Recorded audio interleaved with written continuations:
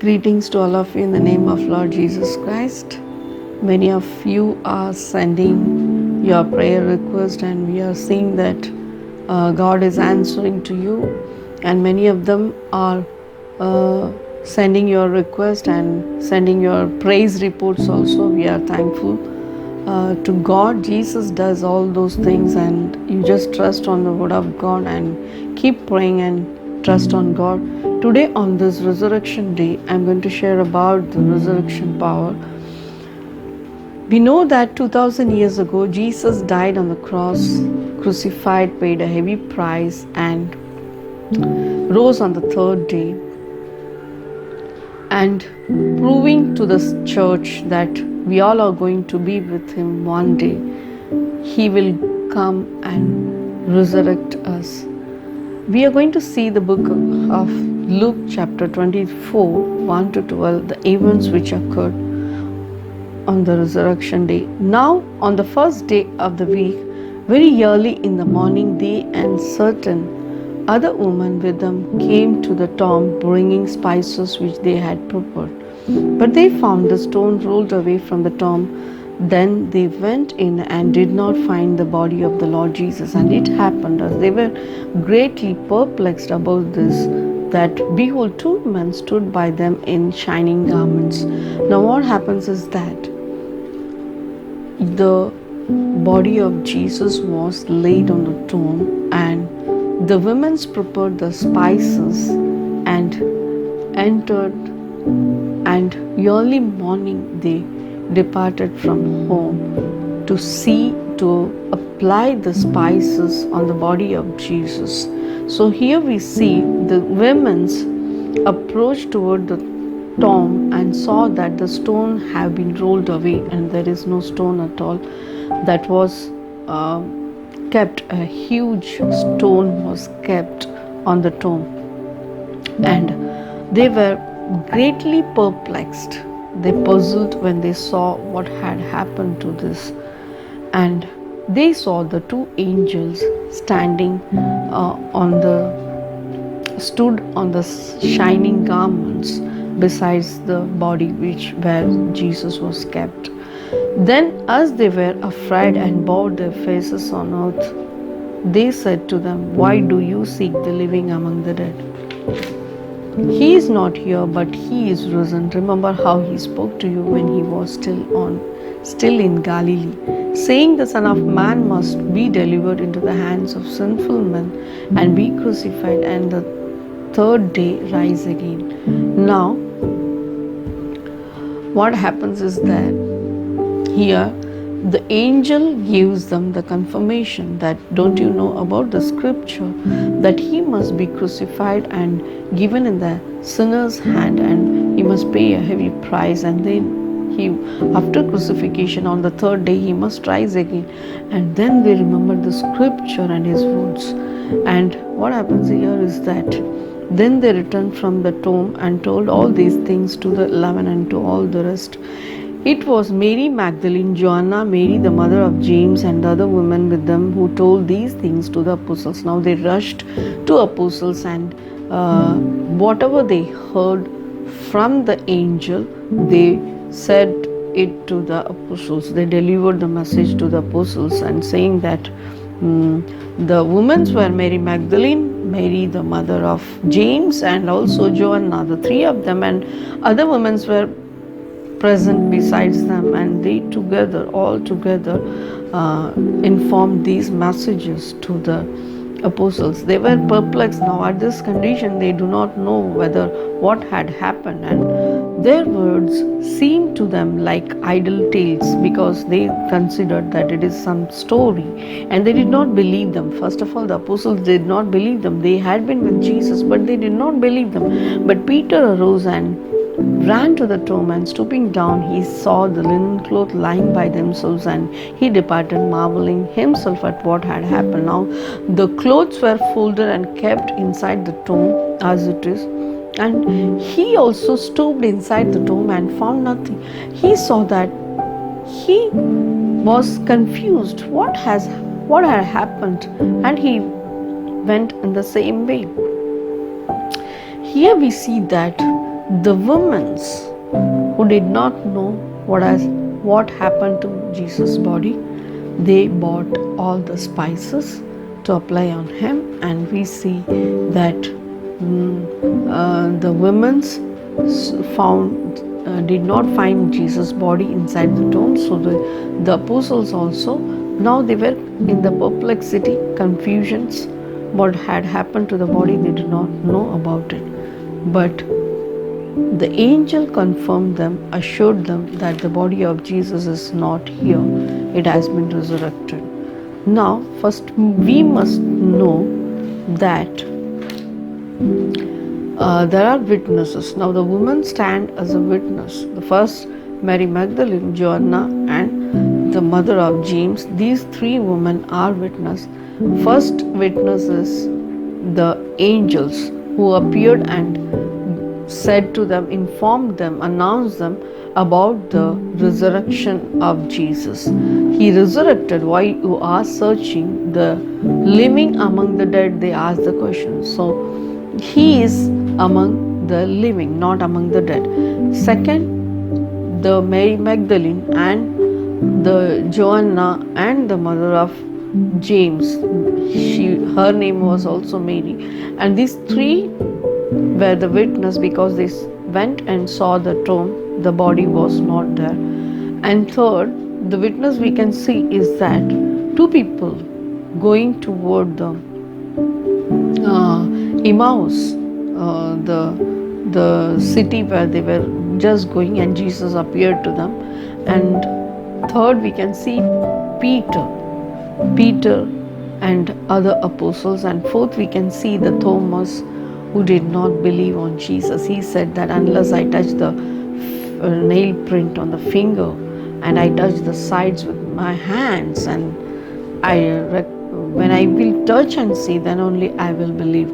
Jesus tells to the churches that don't be unbelieving, be believing. Jesus said that blessed is the man who believes when he does not see it. When you have not seen, we all have not seen the resurrection of Jesus, but we believe by the scripture, and we come to know about by the manifestation about these events. Even through dreams and visions, God is telling us about his resurrection, and so we can acknowledge about the resurrection power of this. That's why Jesus is saying, be believing but don't be unbelieving. So we see before the crucifixion, Jesus, when he lived his life, earthly life, he walked on Jerusalem and he spoke many times about his crucifixion and his resurrection, and the apostles were witness of it. And before his death, he said everything, and that came to pass after his death. So we see that the resurrection body, here the science fades. Why? Because the gravity force, which science explains, is now does not prove, because here does not stand.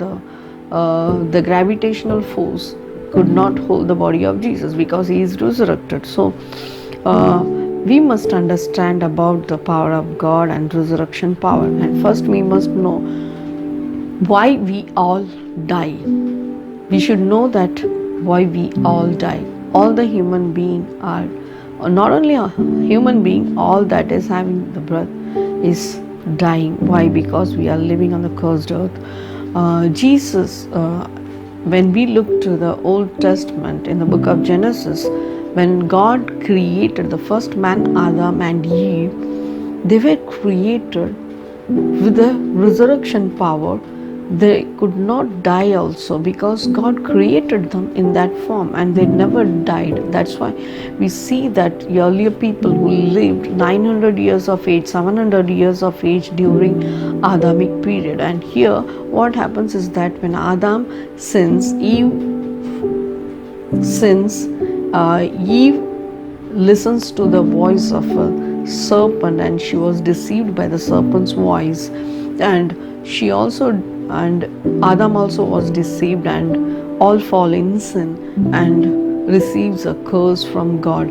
And God said in Genesis 3:19, "For dust you are, and to dust you shall return." Because of the curse, they have received this curse, and we all, humanity, are dying. Now, this is the first death, and where we all partake, and naturally we all have to go through this. Now, here what happens is that this curse is literally broken by the power of Jesus' resurrection. Hallelujah. Jesus rose again, proving that death cannot hold him longer. And here we see that how the bodies are going to be raised. It is raised as a supernaturally. Paul clarifies about the bodies, 1 Corinthians 15:35 to 44. But someone will say, "How are the dead raised up, and with what body do they come?" Foolish one, who you sow is not made alive unless it dies. But God gives it a body as He pleases, and to each seed its own body. So also is the resurrection of the dead. The body is sown in corruption, it is raised in incorruption. The body is sowed in corruption and raised in incorruption. Now here we see is that Paul is saying that how you can say that the dead are raised up, and with what body do they come? You may have a confusions in your mind that we all have the same body, but it is after death these bodies will be decayed, and after that we cannot rise up against. That is wrong thing. Here the Bible says that the word Paul says that foolish one, how you are sowing your body, in the same manner it is going to be raised up.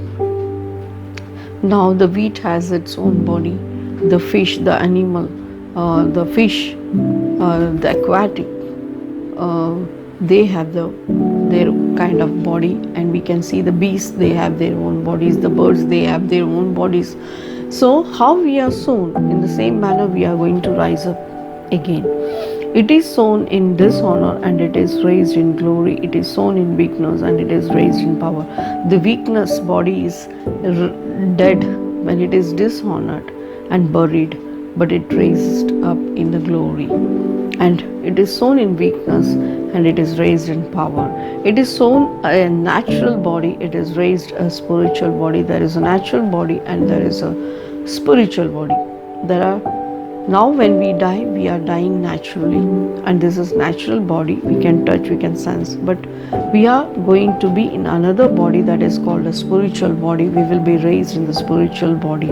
So Paul is saying that this death cannot keep us hold, and we are going to see Jesus in without corruptible body. Our body is going to be raised up. Here we will be raised incorruptible. Number 2, in 1 Corinthians 15:51-52, Paul says that, "Behold, I tell you a mystery, we shall not all sleep, but we shall all be changed." We are thinking that after death we cannot rise up, or many of them are thinking that life is gone. No, it's not like that. He's telling us the mystery that we all are not going to sleep permanently, but some of us are going to be changed. We are going to be changed. We are going to be adopted with another body, the body which is clothed from heaven.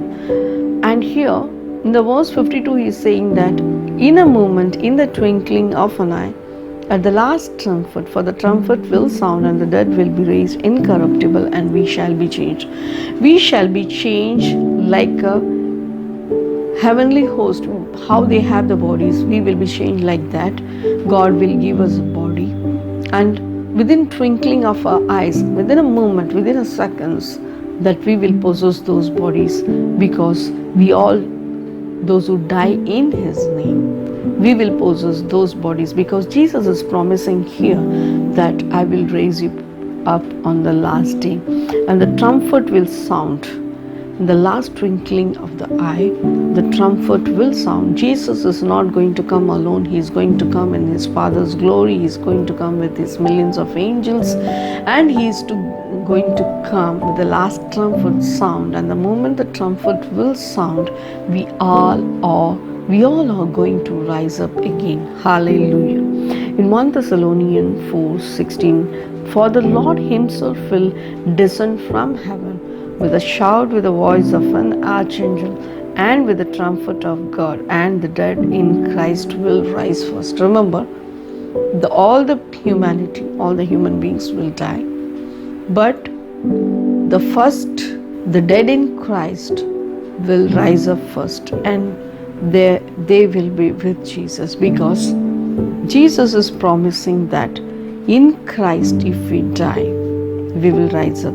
When Jesus returns, those who are sleeping in the graves, they will also hear the voice.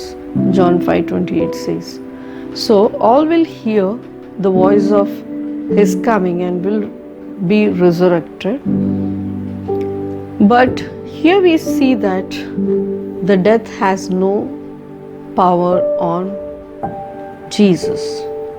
1 Corinthians 15:35, O death, where is your sting? O Hades, where is your victory? 1 Corinthians 15:54 says, death is swallowed up in victory. Now first man committed a sin, and on behalf of that sin we all are dying naturally. Now this is the second Son of Man has been sent, so that to restore the same life, because God the Father knows that without resurrection we cannot go to heaven, and death brings people inside. The death and Hades are the hell, the power of hell grasps people in hell. Death, the same death, has no power at all on the resurrection. That's why the word of God says that where is your sting, where is your victory? Because it has been taken in the hand of Jesus. In Revelation 1:18 we see that I am who lives and was dead, and behold, I am alive forevermore. Amen. I have the keys of Hades and of death. In Revelation 1:18, word of God clearly describes that he has the power over death. He had conquered the key which was in the hand of Satan now came in the hand of Jesus, and he had taken it in his hand. Now no longer any death can empower us. Now remember, the people, many of them are having the fear of death. Don't fear at all. Here the word is saying that death is swallowed up in the hand of Jesus, and he had conquered it. So we no need to worry about it. That don't be afraid. Don't be some of them having the fear of death. Don't fear about death, because Jesus had conquered all death, and Jesus has the power over death. He is having the power of resurrection, and he had won by paying a heavy price. It is not ordinarily everyone can be resurrected. It is a heavy price the Son has to pay, so that every human being can get an opportunity to be with the Father forever. Hallelujah. Daniel 12:2 says that many of those who sleep in the dust of the earth shall awake, some to everlasting life and some to shame and everlasting contempt. In the last days, when Jesus will appear, when he will come with his angels, those who are sleeping shall rise up. They will be in the body, and some will go to everlasting life, but some will go for the perdition, for the judgment, and for the condemnation. They will be condemned, and some will be acquitted, but some will be condemned. That's what God is saying, that now we are liable and responsible for that. It's in our hand to go for condemnation or to go for everlasting life. And in John 6:39, he again further says that this is the will of Father who sent me, that of all he has given me, I should lose nothing, but should raise it up at the last day. Father's will is that all the human being must go to heaven. But because of the evil deeds, because of unbelieving, if you don't believe on Jesus, you cannot go to eternity, you cannot receive those resurrection power.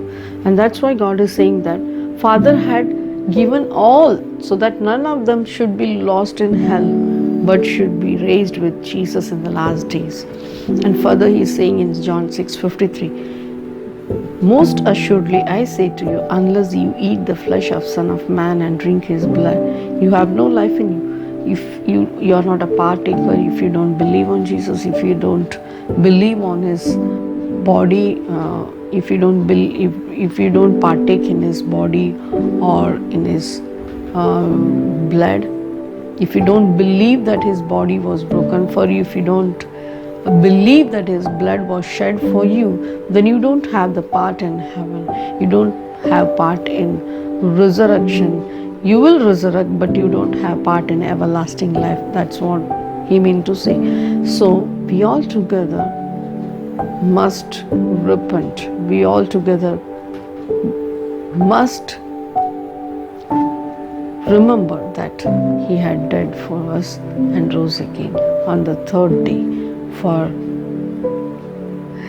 to remind us that we are going to be seated with him in the Father's glory. And so we all will be resurrected when Jesus will come. And I want to share you one story that God revealed to me.